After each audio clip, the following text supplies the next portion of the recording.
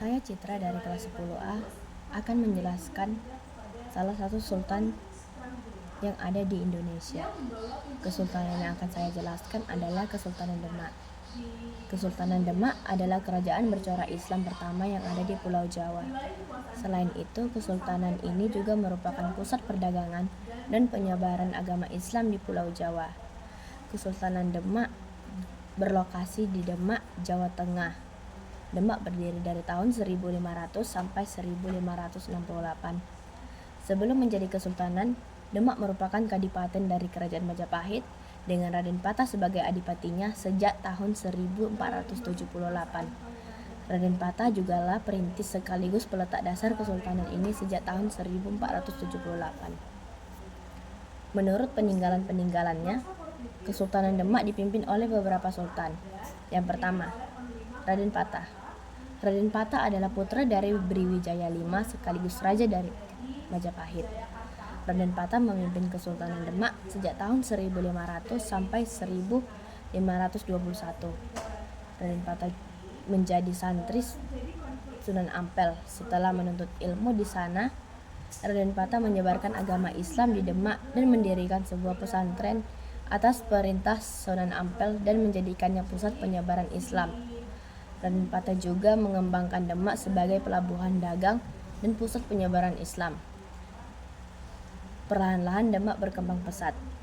Pada saat itu, kerajaan Majapahit sedang melemah. Raden Patah pun menyerang Majapahit. Setelah Majapahit takluk, Demak menjadi kerajaan bercorak Islam pertama di Pulau Jawa. Ketika Malaka dikuasai bangsa Portugis, Raden Patah mengutus Patih Unus untuk menyerang Malaka pada tahun 1513. Selain sebagai wujud solidaritas terhadap sesama Kesultanan Islam, serangan itu juga dilakukan untuk membendung invasi bangsa Portugis atas Jawa. Oleh karena keberanian Patih Unus dijuluki sebagai Pangeran Seberang Lor karena pernah menyeberangi Laut Jawa menuju Malaka untuk menyerang bangsa Portugis. Patih Unus tewas dalam serangan itu. Pada tahun 1521, Demak sekali lagi menyerang Portugis di Malaka. Kali ini di bawah pimpinan Raden Patah sendiri. Berikutnya adalah di bawah pimpinan Raden Patah sendiri. Raden Patah kemudian meninggal di dalam penyerangan itu. Berikutnya adalah Sultan Trenggana. Di dalam pemerintahan sultan ini, Kesultanan Demak menuju masa kejayaannya. Hal ini karena masa pemerintahannya, wilayah kekuasaan Demak meliputi sebagian Jawa Barat, seluruh Jawa Tengah, dan sebagian Jawa Timur. Pada tahun 1527, Kerajaan Demak berhasil merebut pelabuhan Sunda Kelapa di Jawa Barat di bawah pemerintahan Fatahillah. Dalam kegiatan sosial ekonomi Kesultanan Demak dalam hal kegiatan sosial ekonomi Kesultanan Demak, masyarakat Demak menjalani kehidupannya dengan berpedoman pada ajaran agama Islam.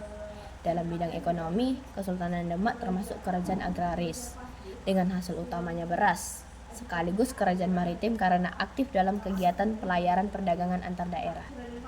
Sekarang kita sudah tahu kenapa Sultan Demak menjadi salah satu kesultanan terbesar di Indonesia dan alasan kesultanan ini mencapai puncak kejayaannya. Selanjutnya saya akan menjelaskan tentang bagaimana Kesultanan Demak mengalami kemunduran. Faktor utamanya karena sepeninggalan Sultan Trenggana terjadi konflik perebutan takhta di antara anggota keluarga kerajaan. Pengganti Sultan Trenggana adalah saudaranya, yaitu Pangeran Sedolaper. Pangeran Sedolaper kemudian disingkirkan oleh anak Sultan Trenggana, yaitu Pangeran Prawoto. Konflik dan perebutan kekuasaan berlanjut, bahkan berkembang menjadi perang antar saudara. Putra dari Sedolaper bernama Arya Penangsang menyingkirkan Pangeran Prawoto. Hal ini membuat Jakatingkir murka. Kemudian Jakatingkir menyingkirkan Arya Penangsang dan Demak jatuh ke tangan Jakatingkir. Jakatingkir menjadi Sultan Demak pada tahun 1568.